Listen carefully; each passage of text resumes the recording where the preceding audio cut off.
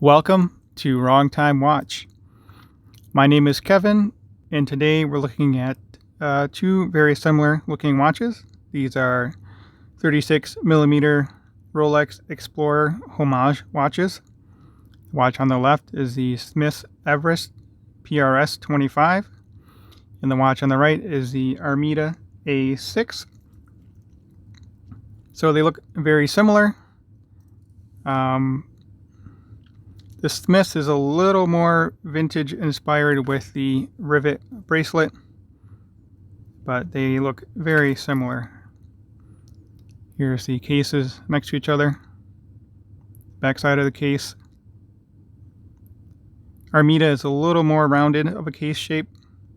I don't know if I can show you that on camera or not, but we'll try. Rounded in that dimension there. This one's a little more rounded. Actually, I could probably show it side by side like this.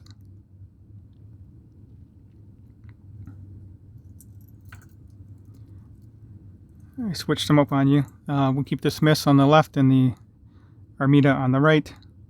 You see they're both highly polished cases. Both have drilled lugs. Both have domed sapphire crystal. The Armida is a little more of a box style. They both have signed crowns. The Armida crown is a little bit larger.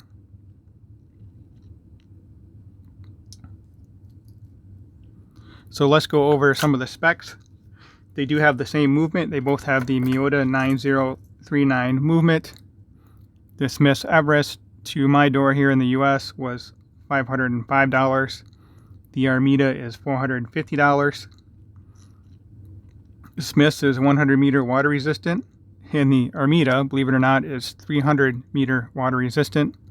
That's pretty crazy for this type of watch, but that's what it says on the website. They both, of course, have sapphire crystal. They are both domed sapphire crystal. The Armida has more of a dome. The Smith's has this white ring around the perimeter of the dial. I'm not sure why that is, probably from the way the sapphire is cut, but the Armida does not have that. So they both have Mercedes hands. The Everest is the gild version. The non-gilded version is exactly the same, but the hands, the minute track, and the two logos are not gild, obviously. The bezel is a little larger on the Armida. It's a little bit thicker. And it is a thicker watch overall. Lug to lug on the Smiths, we're looking at 43.5. This lug to lug dimension. In the Armida, we're looking at 44.1. They are both 36mm diameter watches. The big difference here is the thickness. I'm not sure if you noticed that yet or not, but the Smiths is 11.1 thick, and the Armida is 13.9mm thick. That's the one big downside to this Armida in my mind. It doesn't need to be that thick. I would have much rather have a 100 meter water resistant watch and have a thinner thickness like the Smiths here. That's the one negative to the Armida. If you like a thicker watch, I guess that's a positive, but to me it's really not necessary for this style of watch. Okay, now to the lug to lug width. They're both 20, and they both taper down to 16. Again, the Smiths has this fake rivet bracelet, which I don't really care for the look of. The rivets are a little bit too proud. I did just recently pick up a Black Bay 58, and it does have the fake rivet bracelet as well, but they don't stick out this far. But regardless, I don't really care for the fake rivets. Okay, crown size. Smith's crown size is a little small at 5.5. The Armida is almost a full millimeter larger at 6.4mm crown size. Another interesting thing is both of these watches are anti-magnetic.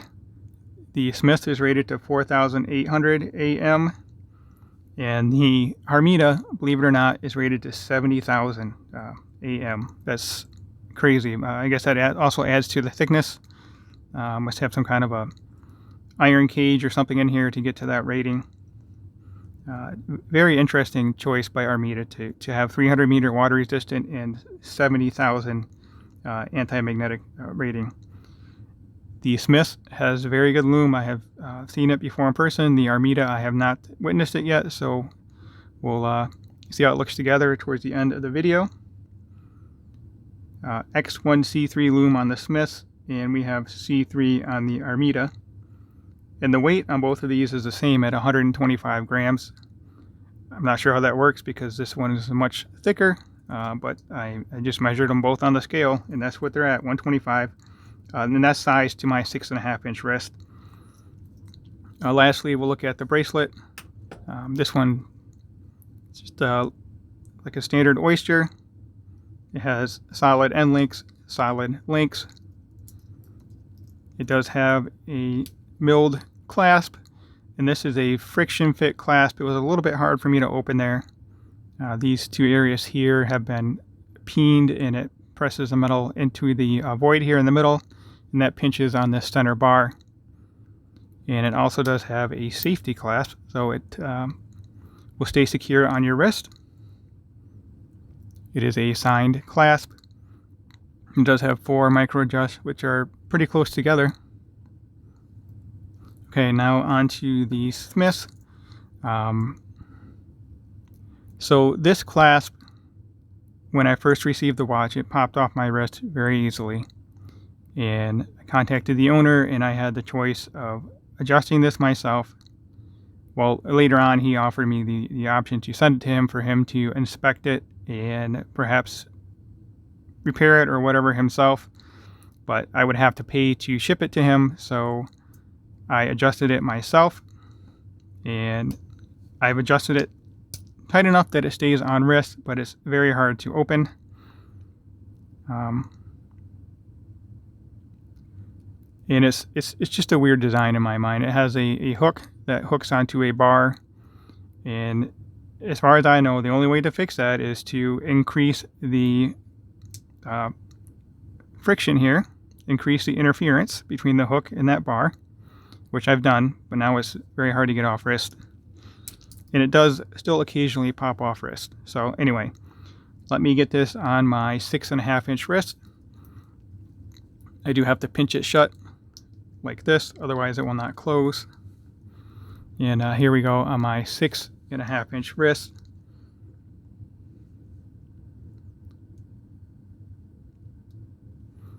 Other than the clasp issue, I really do like this watch. I like the styling of it. I really like how the logo has that sunburst effect. It's really neat. But also the inner ring there is kind of weird too on the sapphire crystal.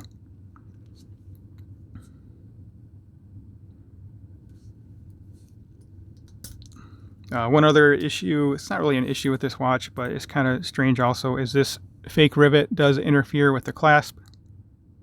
You can see that there. And then it just pulled through. So I'll show you that one more time. There. It's not a big deal, it's just kind of weird.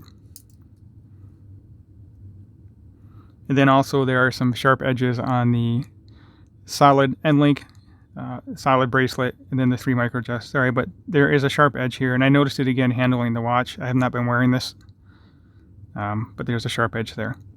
Case back's pretty simple, just highly polished case back with some engraving on here. 100 meter water resistant, PRS-25 Smith Deluxe, and there's a serial number on the case back as well. Okay, let's get the Armida on wrist, and then we'll check out the loom and close out the video.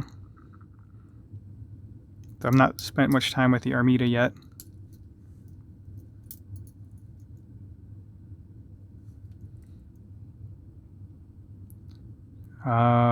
Yep, it says 70,000 AM on the back there. Serial number as well, 316L Sapphire, Armida 300M, and Miyota 9039. And that's the same logo that's, well, no, I think it's slightly different on the crown. Not enough space to print all that on the crown, but same kind of idea with that, that design.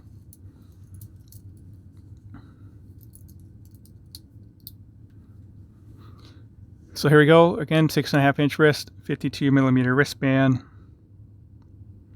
I really do like this watch too. I like the styling, of course, as you can tell by the other watch here. A little bit of an unsightly gap here. The gap's a little bit larger than I would like. I don't know how often you'd look at your watch like this.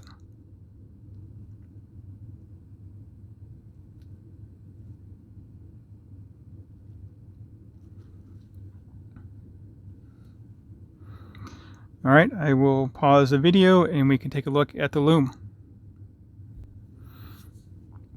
All right, so the Smith's Everest PRS is on the left and the Armida A6 is on the right. And the loom on the Armida is not bad, but the Smith's is better. 3, 6, and 9 on the Smith's is loomed very well. Armida is not bad, but you can see the Smith's clearly has the better loom.